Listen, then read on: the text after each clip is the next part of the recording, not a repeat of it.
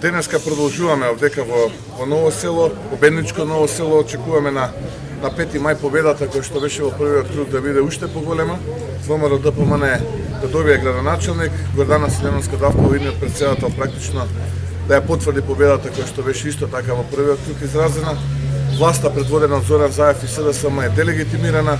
После поразот во првиот круг во 47 општини во Република Македонија, ВМРО ДПМН и идниот претседател Гордана Силјановска Давкова со освоени 42,5% од гласовите ја потврди доминацијата уштеднашка како најголема политичка партија која што обединува најголем број граѓани во Република Македонија. Продолжуваме со несмален интензитет со нашите активности ширум Македонија. Денеска овдека сме, како што кажав, цел ден во Ново село, по план продолжуваме во Гевгелија, вечер се враќаме во Скопје и така се до конечен триумф на 5 мај. Ги повикувам граѓаните на Република Македонија да излезат што е можно помасовно во вториот круг, да дадат подршка за идниот претседател Гордана Силјановска Давкова.